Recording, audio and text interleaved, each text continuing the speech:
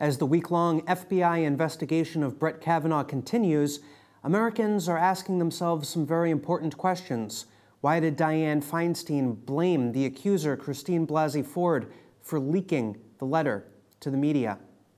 Why can't Christine Blasey Ford remember what house this alleged assault occurred at? And perhaps most importantly, when will the FBI interview Squee? Now, the only party on Brett Kavanaugh's calendar that could possibly even resemble an event like the one described by Christine Blasey Ford in the summer of 1982 occurred on July 1st, 1982, when Brett Kavanaugh said that he went over to have brewskis, at Timmy's. This is believed to be a reference to Tim Gaudette. Now, Christine Blasey Ford said that this assault, and she can't remember the house, she can't remember any of the names of the people who owned this house or many of the people who were there.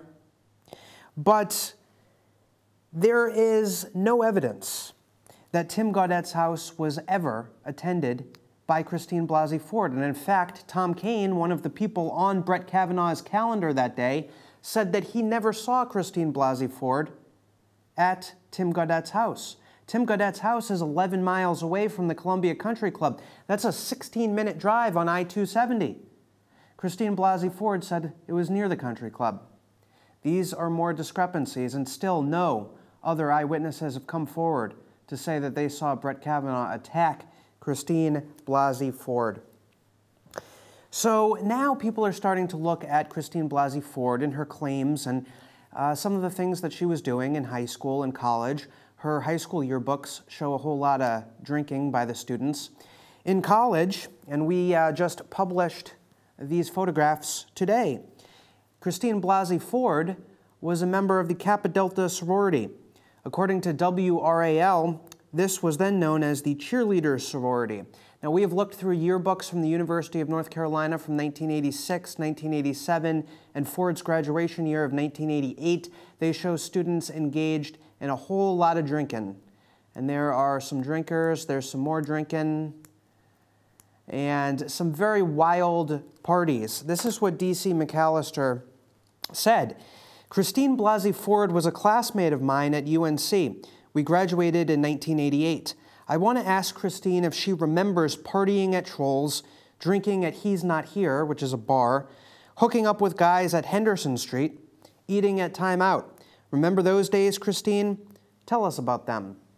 So she claims that she was traumatized by a sexual assault from Brett Kavanaugh in high school, and yet continued engaging in a whole lot of partying when she was in college as a member of the Kappa Delta sorority.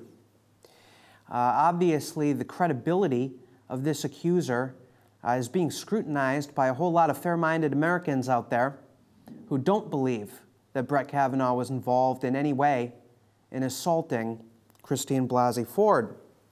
So now this is a question for President Trump and for supporters of President Trump, because now what they're trying to do is they're trying to get Brett Kavanaugh for perjury. Nancy Pelosi said something about this. The media has been talking about this. Might Brett Kavanaugh be able to go down for perjury? Well, it doesn't seem like he lied about anything. He testified under oath, and there's no evidence that he told any falsehoods. This is much like the Russia case, where they didn't find any collusion between Trump and the Russians, and so they're trying to get him for obstruction of justice. How can there be obstruction of justice in a case where there is no justice to begin with? This is madness. Due process is being thrown out the window. The accused in this country have never been more abused by our media system. And now this has spawned an FBI investigation into Brett Kavanaugh with no evidence. This really is McCarthyism. Isn't it funny that the media has made Joe McCarthy into a historical villain and linked the term McCarthyism with this witch hunt culture? Well, they're the ones engaging in the witch hunt culture. And by the way, Joe McCarthy was right. There were communists infiltrating the United States government. How do you explain John Brennan? former Communist Party voter, became very powerful in the federal government. There were communists infiltrating the media. When President Trump's supporters were accused of being Russian agents, where was George Clooney with another good night and good luck? Remember his movie about how virtuous Ed Murrow was for standing up to McCarthy? Where was George Clooney when Trump supporters were being accused of being Russians in a ridiculous hoax witch hunt like the kind leveled against Judge Brett Kavanaugh? Brett Kavanaugh has said that this case destroyed his family, but many of us feel that he was probably speaking too soon, because if Brett Kavanaugh's name is cleared this week and he goes on to the Supreme Court, this case will be a mere blip on his life story and on his distinguished resume.